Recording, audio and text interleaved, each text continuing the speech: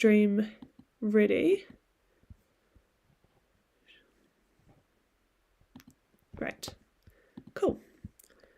Without further ado, I'd like to invite the first affirmative speaker of Hawke's Bay to open today's debate, This House Opposes Record Labels. Good luck, everyone.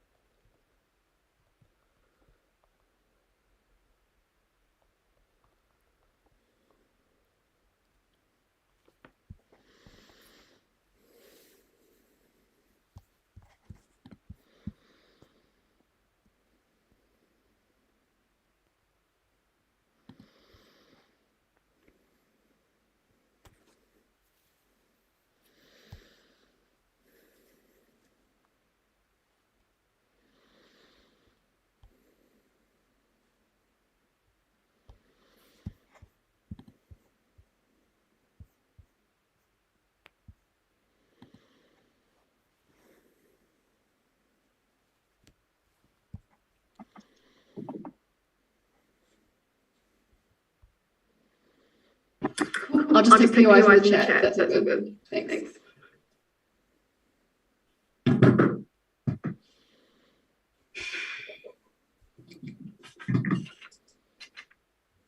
Record labels exploit and sexualize artists their own game. The control they exert is ever expanding and homogenizing the music industry as a whole. By protecting artists, we are protecting the integrity of music and the overall human rights of workers. We are very proud to affirm today's.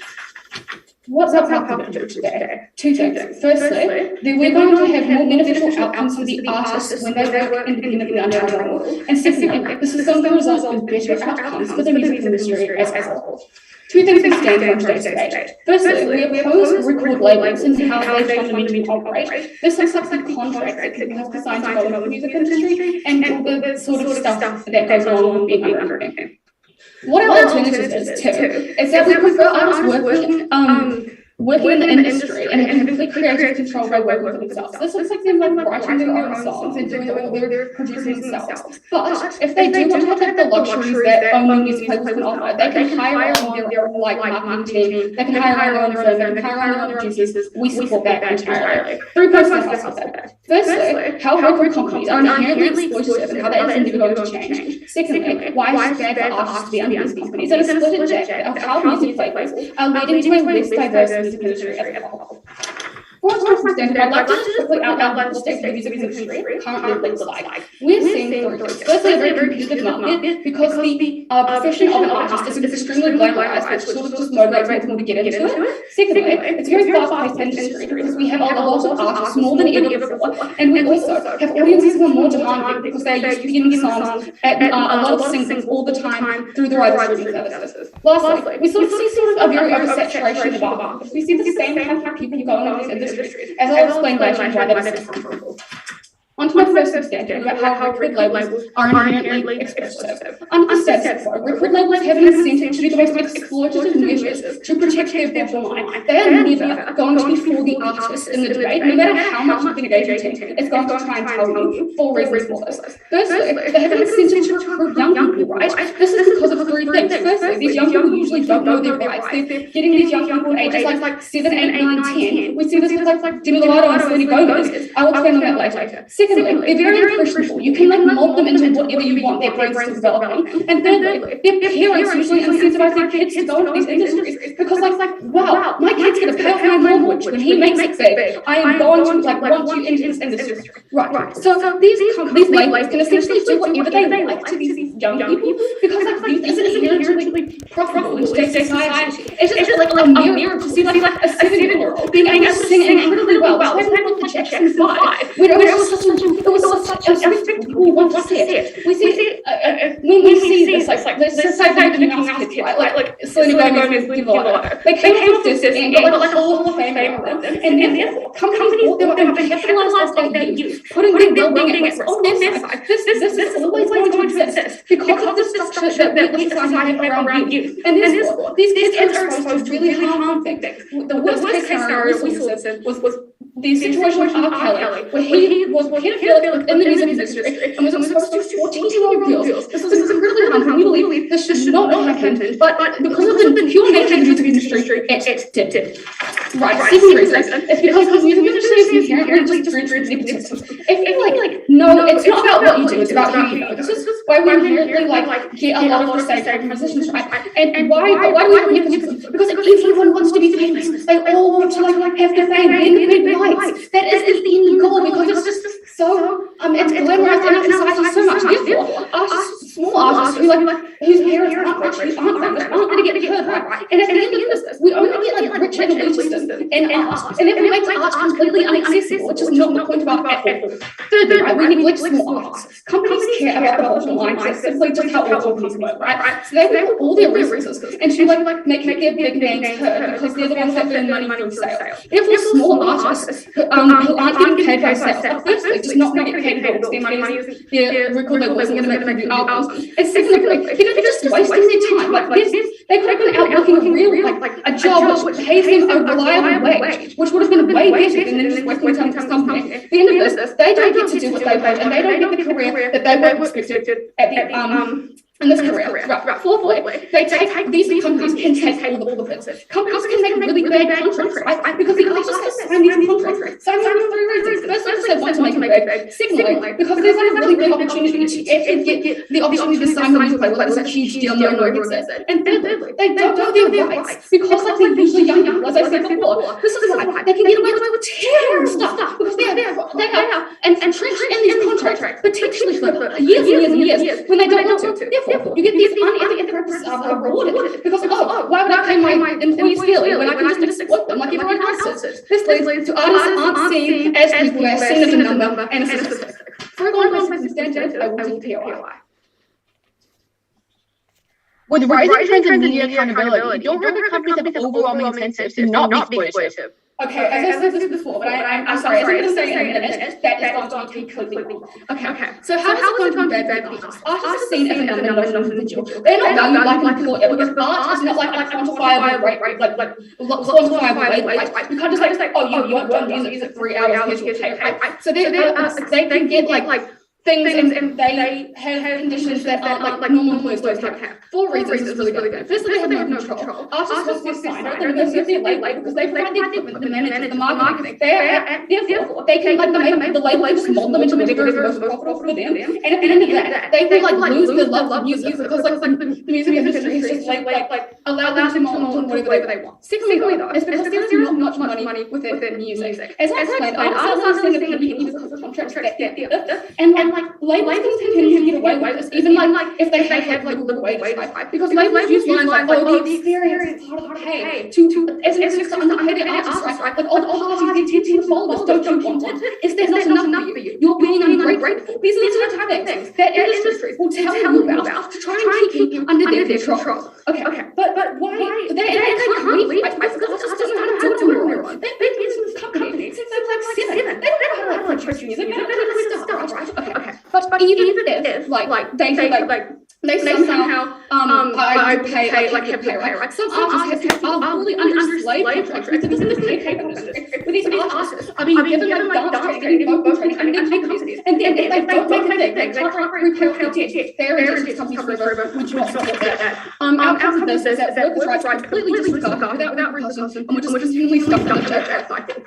Right. So thirdly, around sexual exploitation, right? We know that sex sells in the music industry for 2 reasons. Firstly, the majority of teen audiences who are just kind of hormonal. And secondly, because inherently standards to see people being doing sexual acts, right? Therefore, artists are forced to make their music very explicit, which is so bad. Considering, as I told you before, these are kids in the music industry. We saw this with Britney Spears, and here we go one more time. time she was 16. That was incredibly inappropriate. The outcomes of this, firstly, kids feel the need to sell their bodies. They have unrealistic expectations and a perpetuation of the pedophile narrative that youth is the only type of beauty. When we say these are not being held accountable, just to reply to that POI really quick, because we know this is happening. We knew with the Jackson 5, we knew with Britney Spears, we knew with Amy Winehouse, but it continues to happen under the status quo. We are so, so proud to talk about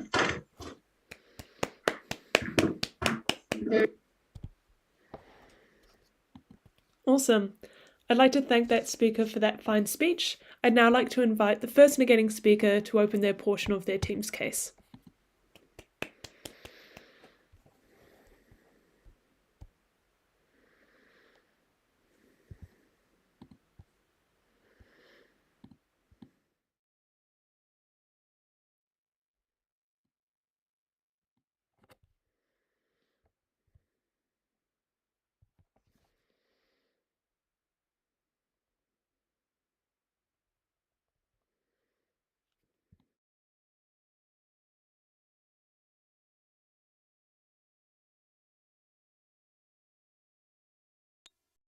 Can everyone hear me? Okay, give me a sec to get my feet ready.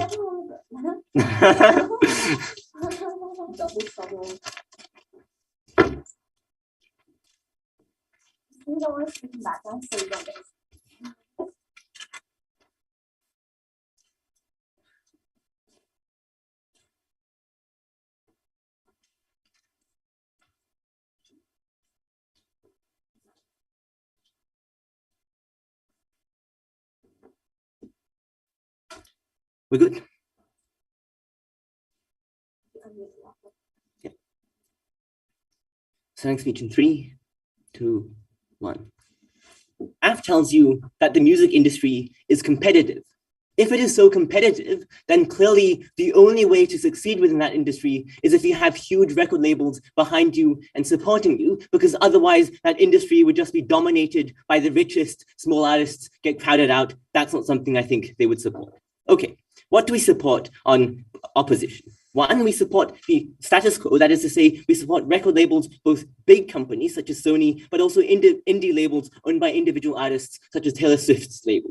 Secondly, we also we think that the comparative is likely just going to be artists being independent and getting their own deals. 3 points of substantive today. One, on what the interests of record labels are and why those interests are good. Secondly, on why record labels are exclusively good for artists. 3, on why the quality of music worsens under the comparative. Before that, miscellaneous rebuttal. What they first tell you that record labels sexualize artists. I think very simply that the sexualization of artists is symmetric insofar as artists have a race to the bottom they need to sexualize themselves more and more in order to get noticed within the market. And so therefore sexualization is probably going to be symmetric on both sides of the house. Secondly, we say that probably since companies do get canceled and face backlash, they're probably less likely to sexualize artists than individuals. Then they tell you that these record companies recruit young people, that is to say, people from ages 7 to 10. Look, this is patently ridiculous for 3 reasons. One, because it's literally illegal to sign contracts with 7-year-olds. I don't know how you're doing that. Secondly, a lot of the time, a talent of an individual singer isn't really obvious at 7. Third, even if you did sign them, for the next 10 years, you have to be paying them fees or they're not making you money because no one listens to 7-year-olds on Spotify. Don't know if you do, right? So then they tell you that big record companies put all their money into big artists and neglect their small artists because big artists give them all the sales. 2 reasons why this is not true. First, notice that it's really cheap to develop small artists. So you probably have an incentive to diversify and put lots of money into a small artist. But also secondly, notice that there are diminishing marginal returns in investing for big artists, because if you've already spent $10 million on Taylor Swift, an extra $1,000 probably isn't going to help much, but an extra $1,000 might just make a small artist's career. I think the trade-off here is very obvious. Finally, they tell you that record companies underpay their artists. Look, we say that record companies are competitive insofar as there are multiple of them, and insofar as you need to keep your individual artists with your record label. Probably you're going to give them decent competitive conditions, because otherwise the other companies will just steal their artists. Clearly, the free market works here. Okay, with rebuttal done, first argument on what the interests of record labels are. I think very broadly, record labels are profit-driven companies and they want profit. I think they get profit through 2 ways. One, they need to get good press from their audiences in order for people to support them. Secondly, they need competitive advantages against other companies. How do they do that? 4 ways. One, record labels actively seek out small artists, and because signing new artists and giving them exclusive contracts gives you a competitive advantage over other record labels. That means that record labels are good for small artists. Secondly, record labels are incentivized to provide their artists with the best resources, that is to say, lawyers and marketing teams, because they want their artists to succeed, because when their artists succeed, these labels do as well. Three, record labels have to protect their artists, and they can't exploit their artists because they don't want to be cancelled, because they're incredibly afraid of negative media attention about nepotism and plagiarism. And here I want to flag just how bad the backlash can get against record labels, because notice that music fans often incredibly engage with music, and they're incredibly emotionally invested in their favorite artists, which they stan. And notice that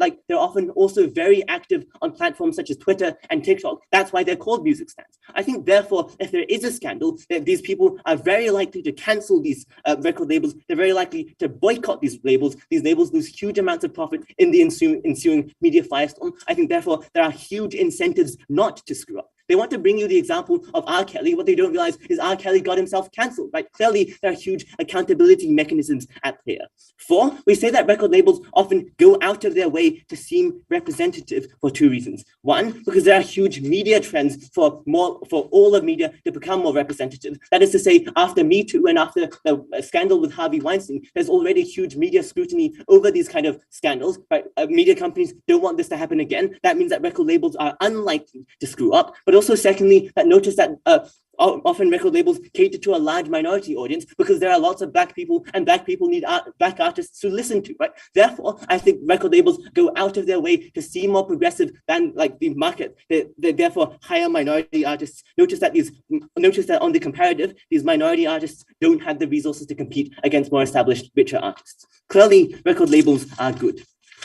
Secondly, then, why are record labels exclusively good for the artists? The first observation I want to make in this argument is that if an artist is good, then record labels probably have the capacity to scout them and find them because they have huge teams to get a competitive advantage. If these artists aren't recognized by the record label, they're probably not very good anyways, since record labels can tell what the general market wants. I think, therefore, this debate is only about these good artists. What are the benefits that these record labels can get these artists? Four things. One, these record labels have huge amounts of resources to license and publish music to protect these artists. Second, these record labels have strong legal teams that can protect their small artists and prevent their work from being stolen. Three, because record labels often have better resources in order to distribute music because they have lots of money. They're able to make better music videos. They're able to have better shows and concerts. They're able to have better marketing. Notice that these resources often aren't available to small artists. Notice, therefore, under the comparative, if you need money for distribution and marketing, the only artists who succeed on the afroad are the ones who are the richest and are the ones who benefit from nepotism. Four, we say that record companies often have more power than rich independent artists because they are more legitimate and established. Therefore, record labels act as a level the playing field between big and small artists. I think the impacts of that are twofold. One, that good artists are protected, and secondly, we get more equality for small artists. Crucially, even if they argue that the record companies are exploitative, it's still better for these artists to be with record companies because these record companies at least have enough money to guarantee them a successful career. Before I move on, POI. 5, 4, How 3, are artists 2, protected from 1. Are they? Okay. Sorry. How are artists protected from exploitation on your house? I was muted. If you think they'll be sexualized on your side. Sorry, can you repeat again? Sorry. How are artists protected from exploitation on your side of the house if you think they'll be sexualized also on your side, on our side? They're going to be exploited more on your side, so we think on balance is better with record companies. Okay, what's the comparative when you don't have record companies? Three things. One, notice that rich artists are overrepresented because they have more money, so they have more access to better distribution methods. They can get things like better producers and higher billboard ads. Secondly, notice that rich artists often have better connections. So if they say that nepotism is a big problem in the music industry, then clearly they're the ones who actually get nepotism. Three, but also secondly, notice that given that rich artists are the most popular ones, they crowd out small artists because there's only a limited media attention. Three, finally, also notice that rich artists have the ability to buy legal teams to demolish small artists. Comparatively, small artists are protected under the status quo. Finally, I want to talk about like the quality of music. Notice that I've proved to you that the most popular artists under their side are going to be the richest one. Therefore, they're the ones with, they're often not the ones with the most talent. So the quality of music worsens. I think since the quality of music worsens, less people listen to music, there's less money going to music. Therefore, there's just less money to go to small artists overall. For all those reasons, they destroy the music industry. Oppose.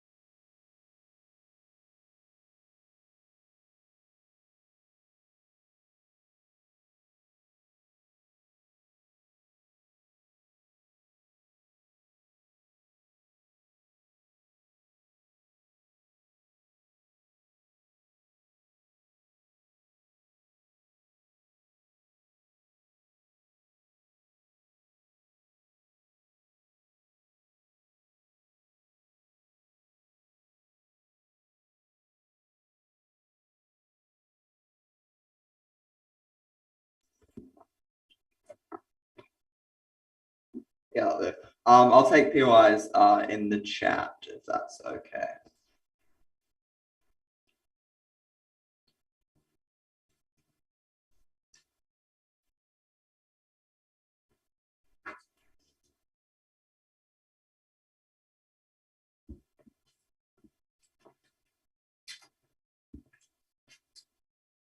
Okay, 3 things to do with my speech today, 3 questions to answer. Firstly, a quick one on how do artists get successful on our side of the house. Secondly, on whether or not artists are safe under record labels. And thirdly, on the quality of music, within which will be my split on how record labels result in a less diverse music industry. Quickly on the first point, how do artists get successful on our side of the house? We tell you it's by releasing music independently, by releasing it on platforms such as Spotify, such as YouTube, or potentially by hiring some industries, some businesses, some organizations who can put your platform out there. We tell you this is going to be far more common on our side of the house because they're not being drowned out by people with record labels, by people who have far more infrastructure, less of the house. So we don't see that any of their material around independent artists not being able to sort of engage and be inserted into the music industry really stands, because when we oppose record labels, that doesn't exist. Independent, yeah, as I've already responded to that, that's my point there. On the second point there, on the safety of artists, firstly on exploitation, they told us that it would be minimal. They tried to mitigate a lot of the benefits on our side of the house. We have 3 responses to this. Firstly, they told us they don't sign contracts with children. Yes, we agree this is true. Who they do sign it with are their parents. Bex gave you multiple mechanisms on why these parents are willing to surrender a lot of their control of their children over to these children. They see that when they're successful, when they can get successful, they can pay off a lot of the debt, for example, like a mortgage. They have that profit incentive to do that there. Secondly, we told you it happens explicitly with young people because they can be manipulated for their image far easier than someone with an adult personality. This material wasn't really responded with at all, except for the idea that, okay, it's vaguely ridiculous that 7-year-olds in the music industry. We told you that wasn't true. We gave you examples of Britney Spears. And we think that even at that point, the idea that they get them young because they show talent, because they have good singing voices, we can see this on music and like music short programs such as The Voice, where they do have that kind of thing. They're then grown in, trapped in that musical industry, and then are exploited from there once they have more mature voices. Thirdly, and this was a really big push, they told us that there wouldn't be any exploitation because of backlash. They especially brought up this point here that R. Kelly became accountable at God Prison.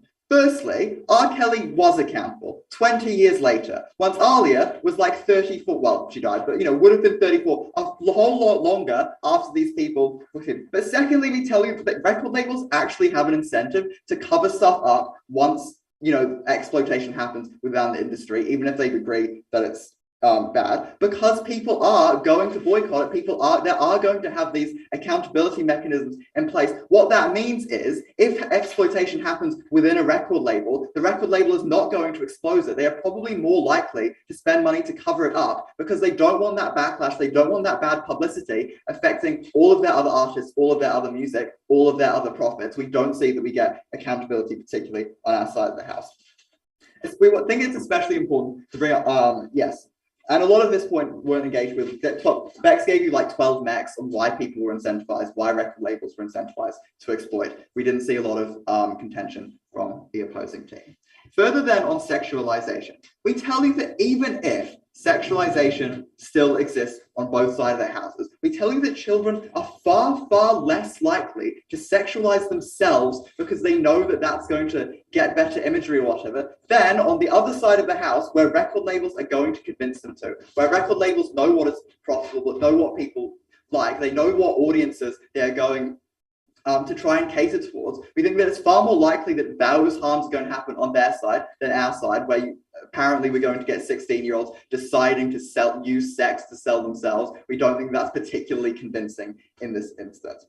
We tell you that this point is the most important in this debate by far. It doesn't matter if the artists' careers are advanced in any way if they're being exploited. It doesn't matter that they're getting shows, that they're getting to pursue music successfully, that they're having successful careers if they are being exploited, if they are being used simply as a product, as a brand, as a statistic, if they are being exposed to the harms that come with being in the public eye at such a young age within the music industry. We think that's far more important to be weighted far, far more highly than any of the material they give you around how record labels further people's careers.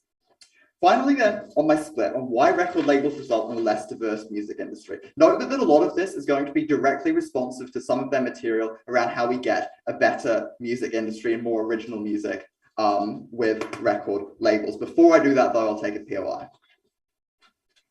So, given that there's always going to be rich artists on your side of the house who hire the best marketing teams, why don't these rich artists just crown everyone else in the music sphere?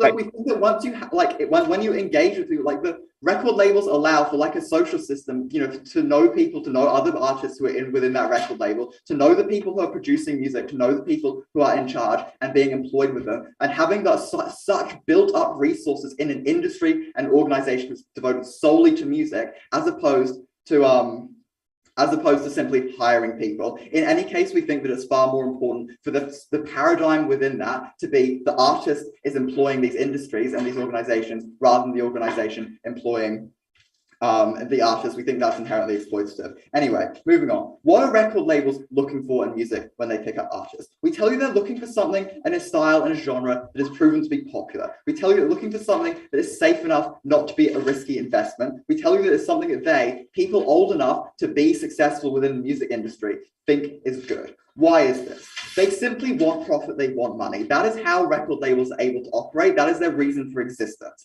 They have an inherent incentive not to take risks on something different and original because it might not be profitable, because they might not get back what they spent. We tell you that even if they pick up an independent who had a successful original album and then introduce them to this system, future music is going to be forced to be the same because they've already proven that that is going to be popular. What does this look like? We tell you that this looks like generic pop or rap, genres and styles which have already been seen. We tell you that this looks like, firstly, manufactured bands like One Direction making songs identical to every other early 2000s male artist, which is absurd, particularly when they've proven since they actually do have an original and creative style. Secondly, we tell you this looks like every rapper since the 1990s using the exact same beat on every track. Thirdly, we tell you it looks like Maroon 5 having the same sound over and over again in all their songs because they know it will get hits, because they know it will get money.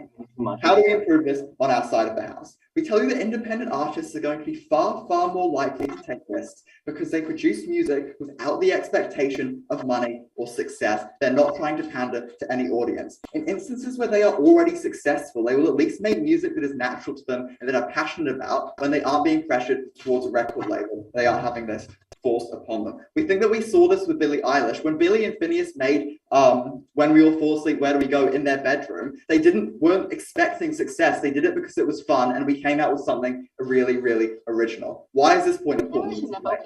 3 reasons. Firstly, this debate takes place within the music industry. The quality of its content, its continued innovation and originality is important inherently. Was that an interruption? No? Okay, I'll move on then. Secondly, listeners get better content and people are happier. We don't think that, even if this isn't a particularly debate outcome, we think this is still important and quite significant in this debate. Thirdly, artists are not only disincentivized to not make generic content, but are rewarded for originality in a way that cannot happen under a record label when they are stifled. The harms that come from record labels are structural and cannot be reformed. We are so proud to oppose their existence on this side of the house. Thank you.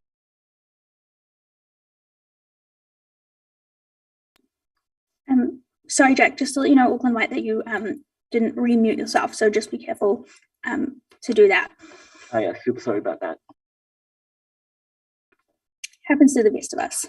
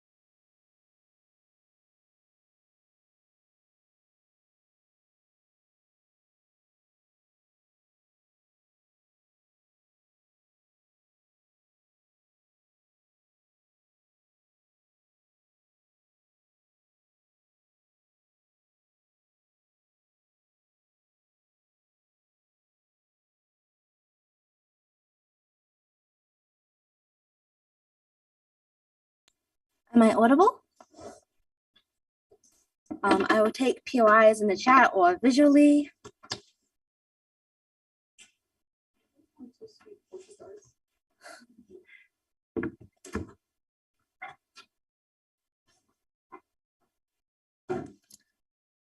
Look, side Affirmative is going to lose this debate if they don't engage with our material about how small artists simply do not have the money or resources to have careers under their side of the house. And as a result, they're wiped out from the music industry due to rich people gaining exponentially more power due to lack of record labels. And that loses in the debate because that gets less better quality music and less representation on their side of the house.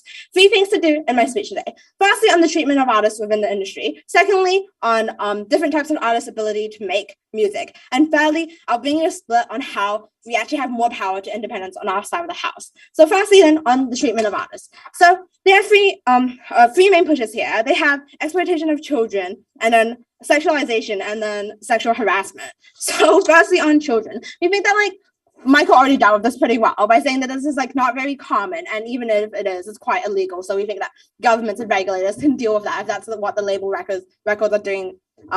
Because inherently, when you have a label record, that's something that can be regulated by governments that can have protective rights for labor. But anyway, they came out with this new point that bad parents are what's driving this, and bad parents will cause sign exploitative contracts for their children. First of all, we think that this characterization is probably not the majority of parents, and as such, is less likely to occur. But even if that is the case, that these bad parents are roaming around using record labels to abuse their children, we think that these bad parents are symmetric to their side of the house because they're still likely to try and abuse their children for fame and promote them, even if it's independently, and sexualize them. So we think that exists on both sides of the house, and that's not a harm that is exclusive to us that they can win on. So then on to sexual harassment. So they basically tell you this example of R. Kelly, and they're like, oh my god, R. Kelly got away with things. The whole music industry is so bad, and we can't stand for this. First of all, we already dealt with this with our accountability point, which is really strong material that they did not really deal with properly. They just said, oh, then the record labels will hide all of this stuff, which acknowledges our accountability point works, that cancel culture does work, and that the social movements have been paying attention and will be watching. But even then, we think that victims can speak out. In this case, there's momentum behind the victims with the Me Too movement. So we think that as a result, victims are likely to speak out, and record labels will get canceled, and they don't want that to happen. So they'll be more careful, more diligent.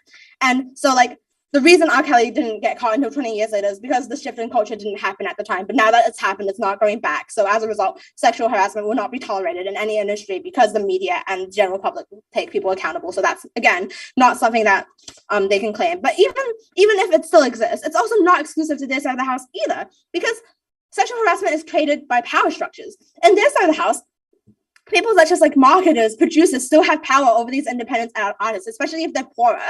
And as a result, sexual harassment is still able to happen because of this power dynamics. And again, this harm is not exclusive to their side of the house, and they can't win on that either.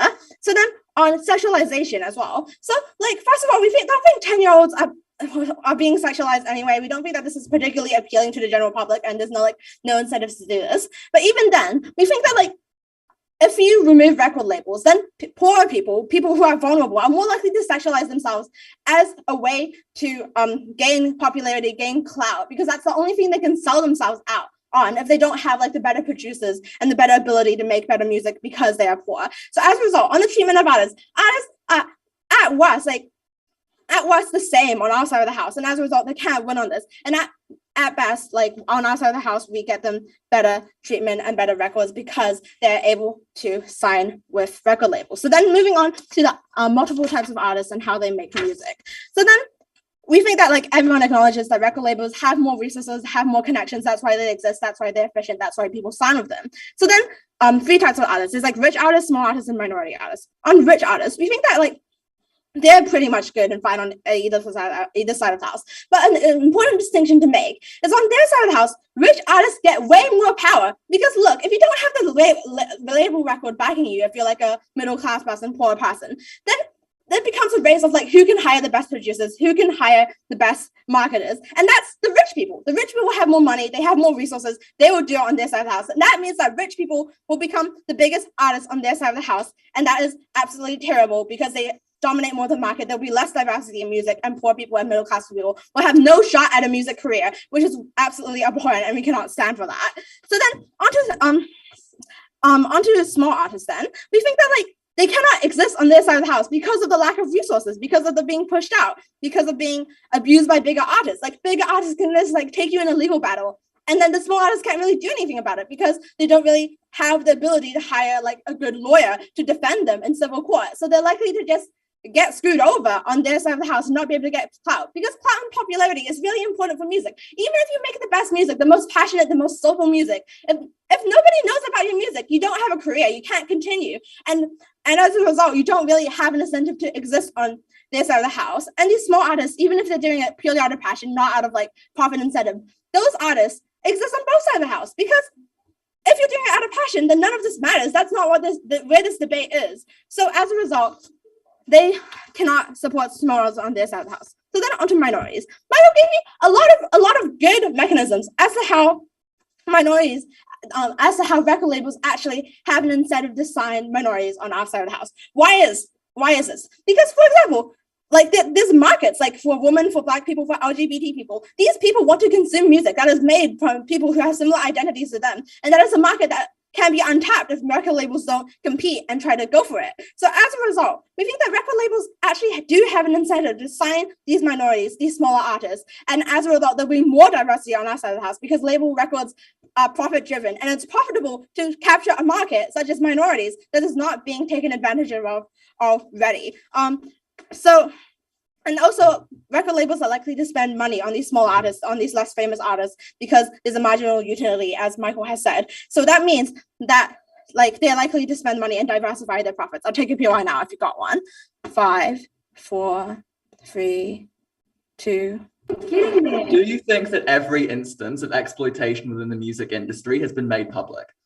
Well, no, but we think that like that again, that's not exclusive to your outside of the house. We think that like sexual harassment is probably rampant, but we think that when it does get exposed, when the media does have attention on it, record labels are likely to fold, and they're likely to fold to good behavior, and we feel that that's great. And on the outside of the house, it's like not exclusive. So then moving on to my split on how it gives more power to independents. Currently, a vast majority of artists are signed by record labels because they're more efficient, more good, as Michael has outlined. This means that there's more power for people who take a stance and choose to be independent because of 2 reasons. One, they get choice and power over themselves. Like they can decide, oh, I don't want to sign on a record label, or I want to be independent. When they take that choice away from them on the other side of the house, because they can't just say all artists don't want record labels. We think that there are artists out there and smaller artists who do think that record labels are nice and want to sign with them. And secondly, there's more selling power for these independents when record labels are an option because you're more unique. Look at Cage the Elephant. We think that like these artists take advantage of the fact that they're unique, that they're quirky, that they don't sign with labels, and that's a market that actually exists on our side of the house that cannot exist on their side of the house because on their side of the house, everybody is independent. So this isn't a unique selling point anymore. So then there's less power to these independent artists. And that's absolutely horrible because they won't be able to use this as a selling point to actually get clout and actually be famous. We are better for small artists. We're better for diversity. We're better for music as a whole. And that's why you need to stand with side opposition. Thank you.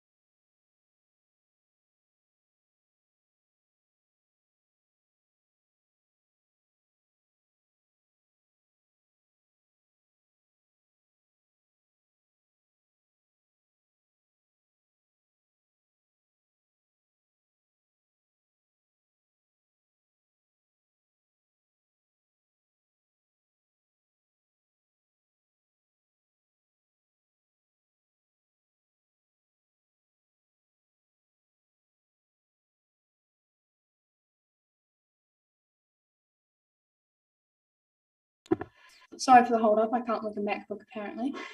Sorry, do you want your POIs in the chat or? Yeah, I was just about to get to that. POIs in the chat would be preferred. Thank you. Thank you. Seeing my face would be nice. Okay.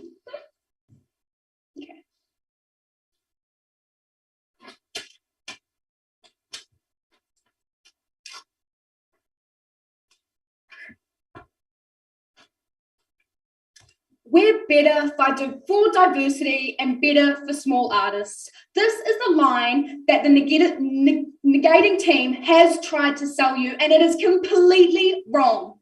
2 points of clash within today's debate.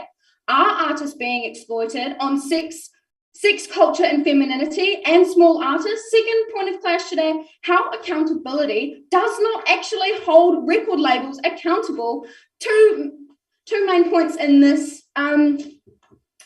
Fans influence backlash and media and press. Firstly, and probably most importantly, are our artists in such a strong musically inclined society being exploited? First of all, they told us that sexualization is symmetric on both sides. We have told you countless times over and over again that these children and young teens are far less likely to sexualize themselves, then they are far less likely to be sexualized on your side of the house by these big corporations. No, thank you. By these big corporations that know that we have told you that sex sells. During their second speech, they told us how they're more likely to sexualize themselves to get clout. We don't think this especially stands in this side of the debate, as it's more social media inclined through TikTok, through Instagram, etc. We think that on their side of the house, many of these big corporations use young people in a way that brings in a bigger audience. This is so dangerous, not only for the teens themselves, but as we told you, to the audience. Then going on to small artists, I will be dividing this into 2 points: young children and small artists in themselves and minorities. It's illegal. They told us it's illegal to sign a seven-year-old a contract. This is the case in most factors, but we gave you so many examples in which many of these young artists are prepped from day dot, which may be 7, in cases like Disney Channel, Nickelodeon, all those channels in which we now see our most prominent artists. Dove Cameron, Selena Gomez, Demi Lovato. We saw all of these people come out of our kids' channels. They have been prepped from day dot to be no thank you, to be controlled by these big artists. So yes, it is illegal, but we still let it happen. More on that on accountability. We told you another massive example, the Jackson 5. What they told us back in a backlash for this, they said it's not very common, and they said it's not very common and that they're not able to really see talent in these young kids. We told you that's completely not the case with many of those examples I gave you, but we also told you that they are much easily exploited. One, because they don't know what they're getting themselves into. Two, contracts, the legal documents that they may not be able to understand. Three, that their parents may not be able to understand. Then going into what they told us about bad parenting, they said that it was an unfair characterization that their parents would not push them into a sort of job that would make them money. We think that if a parent notices a talent within their child and they're given an opportunity to bring out this talent and as an outcome of this, profit off it, no thank you, we can see how this is a massive incentive for parents to do this with harm intended, yes or no. Thirdly, on small artists, they told us how small artists don't have the resources to make it without a record label. We can see how this would be symmetric on both sides. We can agree that small artists may struggle to get into the music industry, but places like streaming services like Spotify and YouTube make this far easier in today's society. We can also see the characterization of record labels. Record labels do not want small artists. They will not give them the most money. They are a company and they are incentivized by money, which is why they will not focus on these people, which means that they have to get themselves big before they get into it. Record labels provide best equipment to artists so they can succeed. The safe investment, that means all of the material on their side of the house falls completely. The equality for these small artists on their side of the house. We are evening the playing field. We're removing these record labels to ensure everyone gets a fairer chance. We can also see how they brought up minorities. We agree, we need more minorities. We need more minorities within our society, but we can think, what will these record labels be wanting with these minorities? Will it be to actually embrace their culture and spread it, or will they want to use it as a checkbox? Look, we're going to stereotype this minority and we're going to profit off them being unique and diverse. These artists are rewarded for originality because we are starved of it. We need more of it. Now, if anyone has a POI, I'll take it now. Thank you. So without record companies to do and mainstream media to do promotion and clout, poor people don't have this. So they'll be forced to turn to platforms such as TikTok, which you say is more sexualized. So how is sexualization not worse on their side if that's on your side, if that's the only thing that they can compete on? I don't think we ever said that TikTok was more sexualized.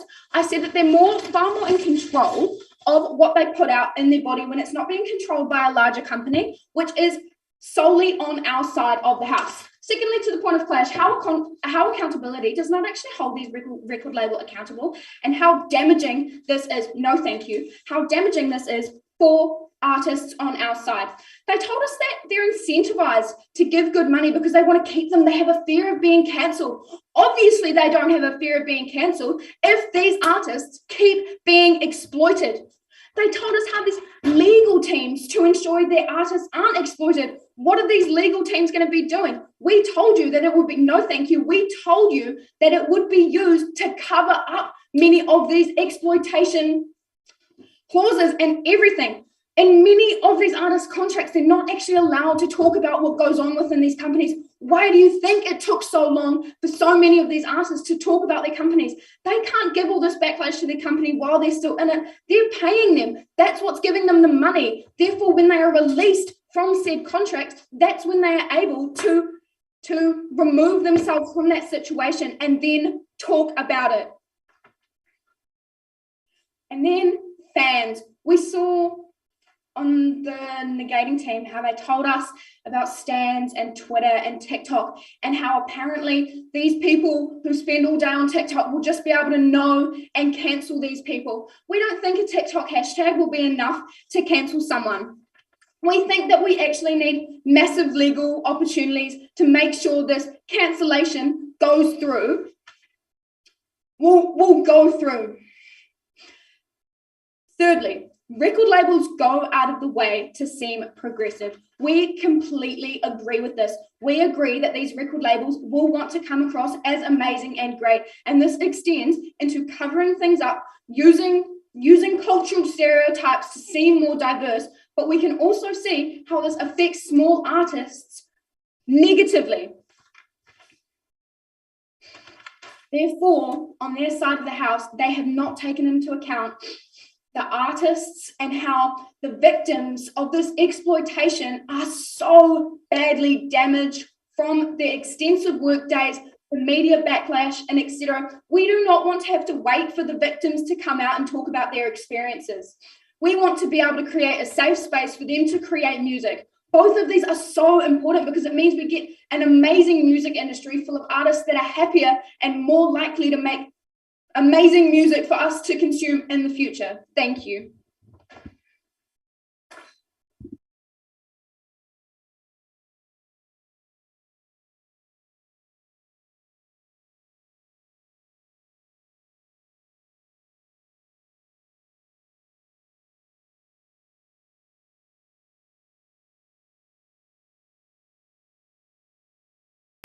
Am I audible? And I think I'm visible because I can see myself. Yeah.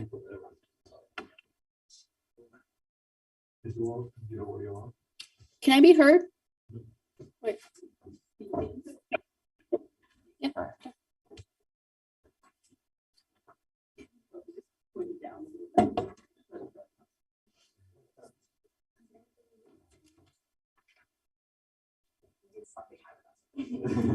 We good? Panel, the burden on Hawke's Bay today is to defend a world in which rich nepotism brats monopolize the music industry. Their failure to engage with the huge inequity they create on their side due to a lack of resources small artists often have has lost them this debate. They have to justify unprecedented rates of minority shutout due to nepotism, due to resource gaps. We're going to win this debate today by doing two things. Firstly, we're going to prove to you that we get exclusively better conditions and representations for artists within record labels. And secondly, we're going to prove that we maintain the quality and integrity of the industry and the music that is produced within it. I'm going to prove this through 2 points. Firstly, on the treatment of artists and the industry conditions. Secondly, on the impacts of on the industry and the quality of the music that's produced. Firstly, then, onto the treatment of artists and the industry conditions. This was their main point today and their main path to victory. I'm going to explain to you why it never materialized in this debate. Note we've already explained in Michael's speech the huge incentives that exist on these record labels to sign on smaller artists. These were threefold. Firstly, that profit incentives interfere with media incentives because the media is putting these labels under constant scrutiny due to past trends of oppression and exploitation. Right? In the current age, it's quite clear to us the media is putting these companies under huge scrutiny. The scrutiny manifests into them making decisions and hiring minority artists. Secondly, because rising trends and increasing political correctness means that people who are often running these firms have incentives to hire, just intuitively. And thirdly, because they want a competitive edge and they want fresh talent, right? Note these record labels often compete with other record labels. This means in order to get an advantage, they have to hire new artists who are going to be fresh blood, who are going to provide them with a new advantage. Moving on then, onto small artists and how they're impacted in this debate. Look, firstly, if they're good artists and they're producing good, valuable music, firms are going to want to sign them on. But if they aren't good artists and firms aren't signing them on because they don't recognize their talent, it's likely in the comparative they wouldn't get recognition anyway. So for bad artists, the results are quite symmetric. And secondly, note as Nicole flagged in her speech, if we care about small artists, we're the only side of the house that gives them power because now they have a unique selling point if they don't choose to sign to a record company. This means it's a far bigger stance for you to be independent because you're rejecting a system, right? That means bands such as Tame Impala and Cage the Elephant are able to profit maximize and are able to get the most political capital and social capital possible because they're saying we reject this exploitative system. That means on our side of the house, we give power through uniqueness and unique selling points. Thirdly, because connections become far more relevant in the absence of record companies, because when you're fighting for yourself, if you're a nepotism kid whose parents have day-to-day interactions with Kylie Jenner and Kim Kardashian, you immediately have a better advantage from birth. No, comparatively on our side of the house, record companies actively scout for talent because they have incentives to do so. This means we have more balance and less of a dependency on like birthright on our side of the house.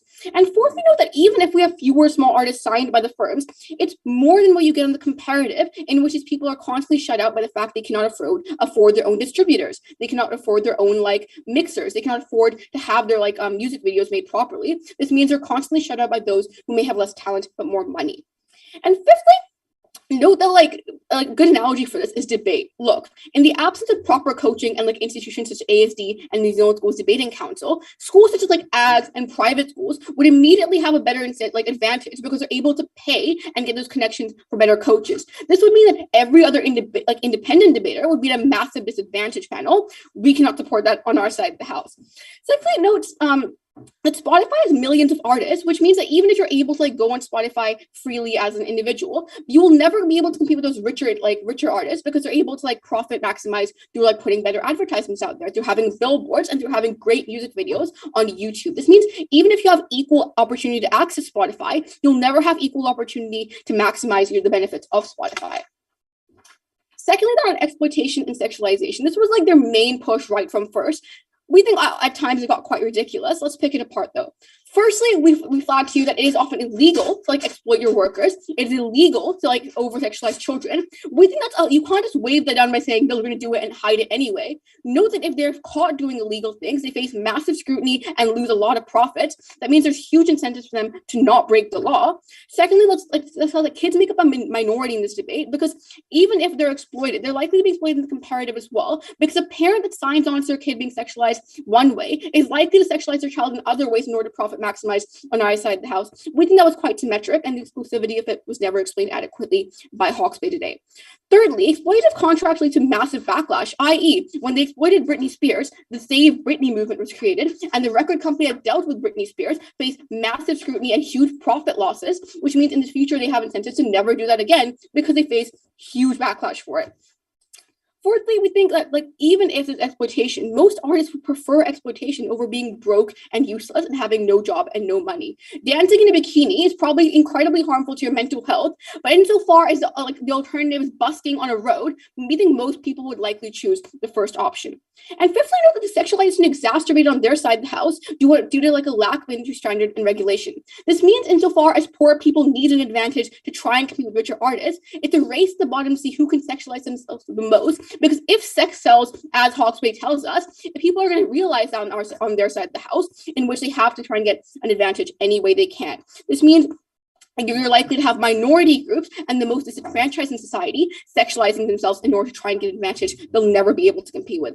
And sixthly, note they're never truly able to cover up this exploitation sexualization because you're under extreme scrutiny. If you're constantly being watched by the media, it's unlikely they're going to be able to hide all of your exploitation. Even if one smidge of your exploitation is exposed, you face massive harms. We think logically and realistically, these companies are going to avoid being exploitative as much as humanly possible. And seventhly, note that comparatively, people still need to make clandestine back alley deals in order to get famous, right? Within independence, as they themselves flag, people can get their own legal teams, they can make connections in order to get far.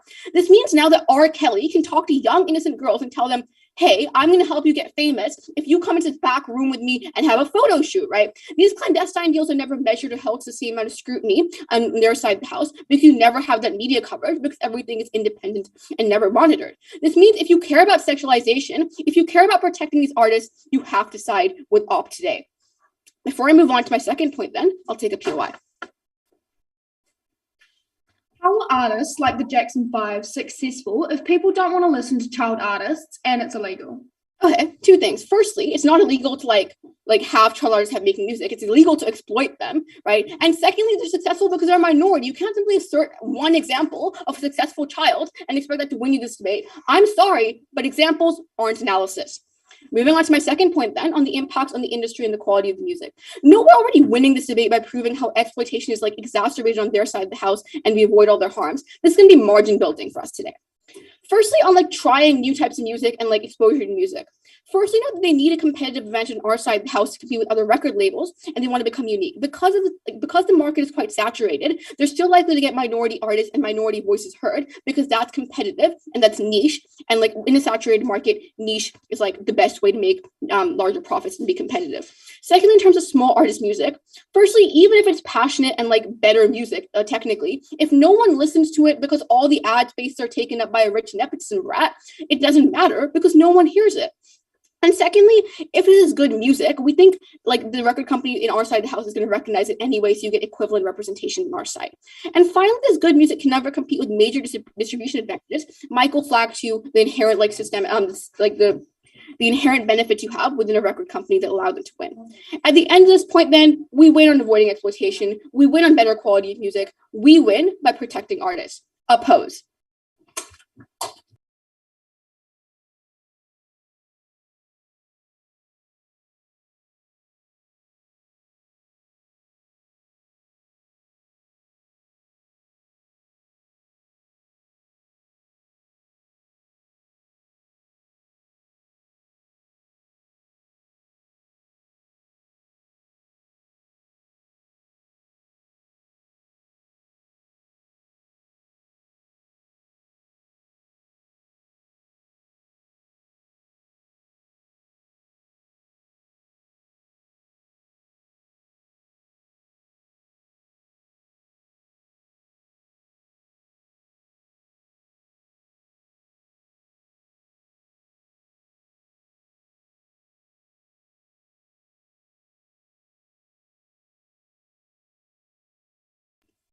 We're good?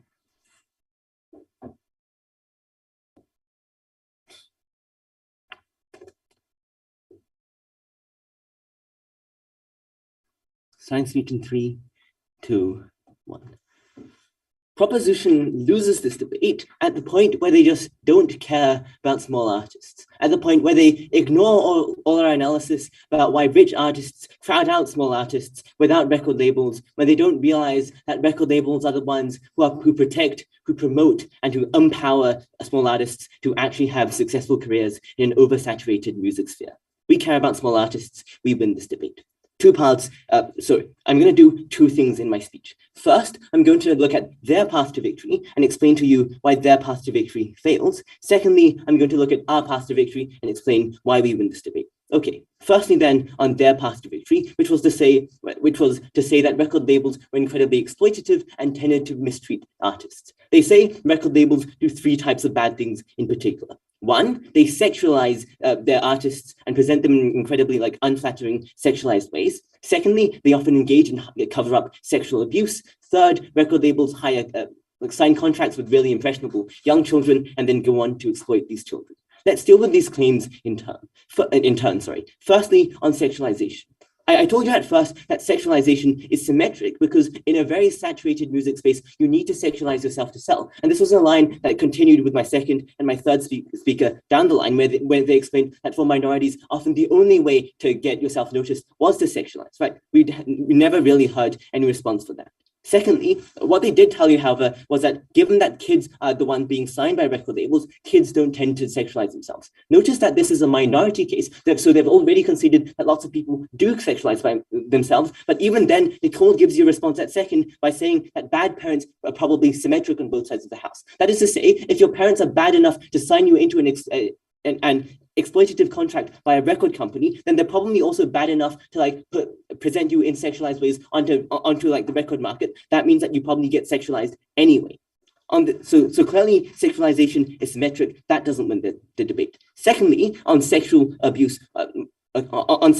At first, I tell you that lots of record companies get cancelled and are afraid of being cancelled after Me Too, that already provides an accountability mechanism. But Nicole and Manat at second and third go further by telling you that actually sexual abuse is probably worse on their side of the house where artists are independent. That is because when marketers have lots of power because they literally make or break careers, they're the ones who can now exploit their power and sexualize and abuse their artists, right? And notice that there is no accountability because it's very easy to cancel a big record company, but as Manat tells you, often with marketers, these deals are underground. It's often unclear who you're going to cancel. Therefore, they actually get more sexual abuse on their side of the house.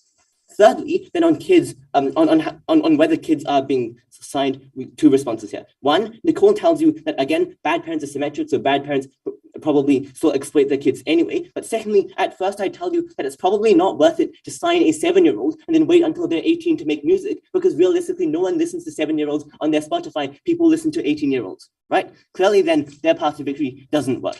What was our path to victory? Two things. First, we told you that rich artists crowd out small artists when record companies don't level the playing field. Secondly, we tell you that record companies actively seek out small artists and promote them to a degree that they otherwise wouldn't have been. This was really poorly responded to. I noticed that this therefore builds our margins quite a lot. The only response we heard from Hawke's Bay was that record labels focus on large artists because small artists are risky. This ignored the responses that I gave you right at the start of my first speech. That is to say, first, I told you that diversification is good, that if these companies are risk averse, then they probably want to invest in lots of artists. Therefore, they should invest in lots of small artists as well. That was ignored. I said that at the start of this debate. Secondly, I told you that there are diminishing marginal returns to investing in big artists at the point where you're already throwing millions at Taylor Swift. An extra like $1,000 probably doesn't do very much, but it does do a whole lot for small artists. I think therefore record companies do protect small artists. They level the playing field, stand with small artists, stand with art, oppose.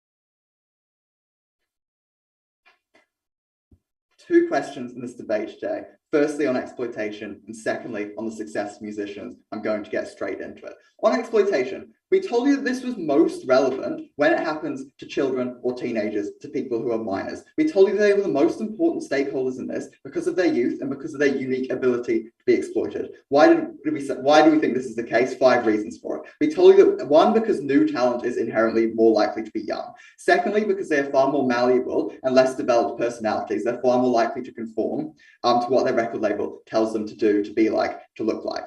Thirdly, because they don't actually know their rights. They have no awareness of what actually happens and should happen. Fourthly, because they are enjoying success and they are living their dream. They're likely to want to sacrifice certain things in order to achieve this, even when those things are inherently harmful.